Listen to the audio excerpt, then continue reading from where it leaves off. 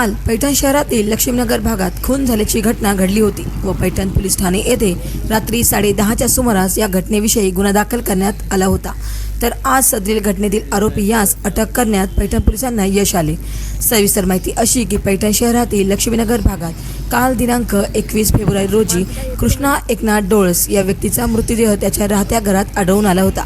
सदरील घटनेची माहिती मिळताच पैठण पोलीस ठाणे येथील उपविभागीय पोलीस अधिकारी सिद्धेश्वर भोरे, पोलीस निरीक्षक संजय देशमुख, सहाय्यक पोलीस निरीक्षक सिद्धेश्वर गोरे, पोलीस उपनिरीक्षक औदुंबर मस्के, पोलीस उपनिरीक्षक नागर गोजे आदी अन्य फौजफाट्यासह घटनास्थळी दाखल झाले व घटनेची संपूर्ण माहिती घेत तपास सुरू केला होता। तर मृत व्यक्तीच्या डाव्या व उजव्या डोळ्यावर व जबड्यावर फावड्याने वार करून खून केल्याचे निदर्शनास आले होते। पैठण पोलीस निरीक्षक संजय देशमुख यांनी घटनास्थळी जाऊन भेट दिली व काही संशयितांची चौकशी सुरू केली होती।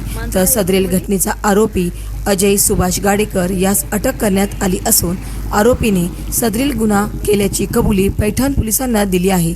सदरील आरोपी विरुद्ध कलम 302 नुसार गुन्हा दाखल करण्यात आला असून पुढील तपास सहाय्यक पोलीस निरीक्षक गोरे हे करत आहेत।